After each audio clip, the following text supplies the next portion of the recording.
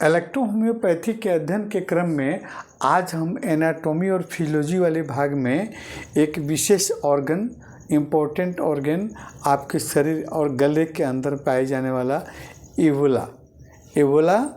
Ebola जो है, इसका आपको हिंदी नाम में अलजिह्वा या कंठ की लार गुट्टी के नाम से भी हम इसे जानते हैं। चलिए फिगर में हम देखते हैं। अलजिह्वा का फिगर यहाँ देखिए बनाए हैं। ये माउथ कैविटी है, ये ओरोफैरिंग्स है ना। ये आपका टंग है और ये आपको टीथ है। हम जब मुंह खोलते हैं तो खोलने के क्रम में ही ये दिखाई देता है हमारा इवोला, है ना। ये इसको हिंदी में कंठ की लार गुट्टी या अलजिह्वा, है ना, भी कहते हैं। अब देखिए कहाँ पाया जाता है। अगर हम ध्यान से देखते हैं, जब मुंह खोलते हैं तो बिल्कुल स्पष्ट हमको दिखाई देती है, लटकी हुई दिखाई देती है। और ये हमारे गले के पीछे वाले भाग में आपको लटकती हुई एक छोटी अंगुली की संरचना या मांसल संरचना होती है ना। और आपको ये मुंह की छत से लटकी रहती है ना। जैसे हम आपको इसको दूसरे नाम से भी जानते हैं, प्लेंटाइन इवोला भी कहते हैं, क्योंकि हमारा जो तालू है ना, तालू का कोमल वाला भाग, अंतिम वाला भाग जो सॉफ्ट आपको प्लेंटाइन हो, उससे आपको ये जुड़ा रहता है, वहीं पे पाया था, इसलिए प्लेंटाइन इवोला के नाम से भी हम उसको जानते हैं। और यह क्योंकि माउथ कैविटी के पिछले भाग में लटका रहता है ना, माउथ कैविटी के पीछे वाले भाग में लटका रहता है इवोला, है ना। अब देखिए लैटिन भाषा में इसको इवोला को आपको एक छोटे अंगूर के नाम से भी जाना जाता है ना। अंगूर की छोटी दाना जो है उसके समान ही दिखाई देता है। इसके अलावा आपको इसका कलर हम देखते हैं तो बैगनी या भूरा रंग का हो सकता है, होता ही है। और यह कनेक्टिव टिश्यू और मसल्स फाइबर और म्यूकस मेम्ब्रेन से बना होता है। वेगस नर्व द्वारा इसकी क्रिया संचालित होती है। अब इसका कार्य क्या है? इसका कोई विशेष कार्य नहीं है हमारे शरीर में। अगर ये नहीं भी रहे तो कोई खास अंतर नहीं पड़ेगा, लेकिन शरीर का अंग है तो अंग में इसका कार्य जो है मुंह और गले को चिकना करना। इसमें कुछ ग्लैंड्स पाए जाते हैं जो लार का स्रावित करते हैं, लार स्राव करते हैं, और जिसके चलते आपको हमारा गला और माउथ कैविटी आपको नरम या तरल रहता है। और ये भोजन एवं तरल पदार्थ को, है ना, जब हम खाना खाते हैं तो हमारे भोजन को और तरल पदार्थ को नाक गुहा, है ना, में जाने से रोकता है।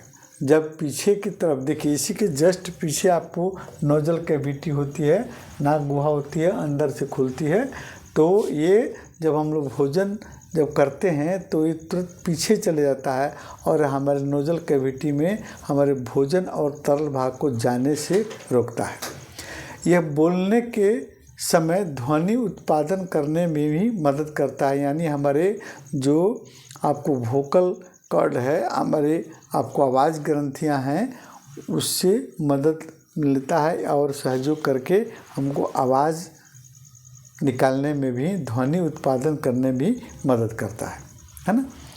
अब देखते हैं इसके कुछ डिजीज़, कुछ के रोग। सबसे इम्पोर्टेंट रोग जो है इसका आपको इवोलाइटिस, यानी इवोला में आपको सूजन हो जाना। तो इवोला में सूजन हो जाना ही इवोलाइटिस कहलाता है ना। जब हमारे गले के अंदर कुछ ऐसे ऑर्गन जैसे टॉन्सिल है ना, और या फेरिंग्स है, लैरिंग्स है, अगर ये इन्फेक्टेड हो जाते हैं, संक्रमित हो जाते हैं, तो इवोला भी इससे प्रभावित होता है। वो संक्रमण इवोला में भी हो जाती है। जैसे एलर्जी होना, कुछ रासायनिक पदार्थों के सेवन जैसे तंबाकू, गुटखा, पान मसाला का सेवन करना, या कुछ वायरस, बैक्टीरिया या आपको बाहरी संक्रमण, है ना, आपको वायुमंडलीय एलर्जन के चलते भी एक यूबुला आपको संक्रमित हो जाता है, इसमें सूजन हो जाता है ना। टॉन्सिलाइटिस होने पर या फ्लू है ना, या सामान्य सर्दी खांसी के होने के फलस्वरूप भी इसमें आपको यूबुला में आपको सूजन देखा गया। अब देखते हैं इसकी सूजन हो जाने पर इसमें क्या क्या लक्षण आपको देखने को मिलते हैं। तो सबसे पहले हमको निगलने में कठिनाई होती है और खांसी हो सकती है, गले में खराश होना, गले में कुछ अटका हुआ महसूस करना, लगता है कि हमको गले में कुछ अटका हुआ, बार बार हम खराशते हैं, खांसी करते हैं, है ना।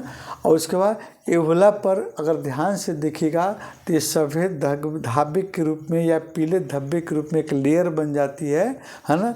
अधिक लार का स्राव होना, ये सब लक्षण आपको देखने को मिलते हैं यूबुलाइटिस में। कभी कभी जो है अन्य कारण से भी यूबुला में सूजन हो जाता है, जैसे आपको अधिक शराब का सेवन या GIRD यानी गैस्ट्रो रिफ्लेक्स डिजीज़ के चलते भी, जैसे आपको जस्ट इसके पीछे जो है हमारा आपको ओसोफेगस है, तो ओसोफेगस के माध्यम से हमारा स्टोमक का एसिड जब रिफ्लेक्स होता है तो उसके चलते भी यूबुला आपको इन्फेक्टेड हो जाता है, उसमें सूजन हो सकती है।